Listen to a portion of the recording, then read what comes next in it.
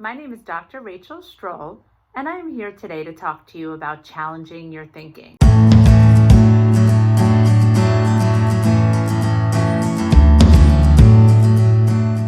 During this COVID-19 pandemic, we're all feeling a lot of stress and anxiety. That is normal. Stress and anxiety are normal human emotions. However, we don't want to be overreacting or panicking during this stressful time. So it's really important that we make sure we're aware of what we're telling ourselves. Remember, what you think will affect how you feel and behave. And so it's really important that we make sure that our thinking is realistic. We don't want to think too positive or too negative because that's embracing the extremes. We want to focus on what we know. We want to focus on the evidence, on the facts, and that's going to help us think more realistically.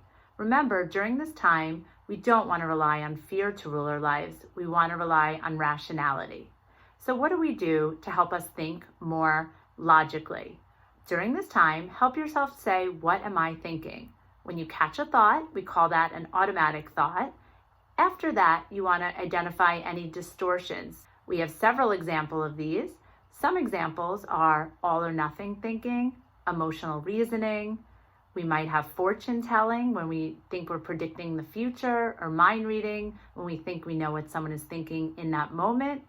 And those are all errors or exaggerations in our thinking. So what we want to do is help ourselves recognize them and then figure out a way to manage them. So if we're doing all or nothing thinking, which is when we think in black and white categories, we want to help ourselves think in shades of gray.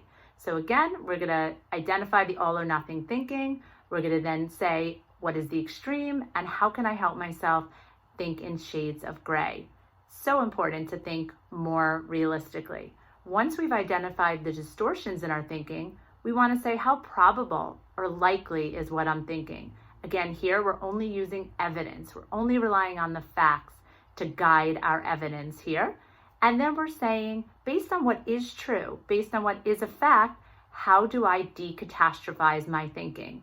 Once we've done that work, we come up with a coping statement, and the idea is to replace our negative, anxious thoughts with more of a realistic coping thought.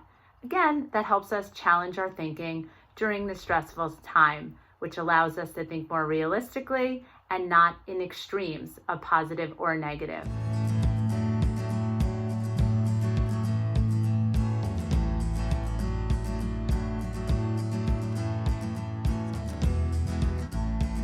Have a great day.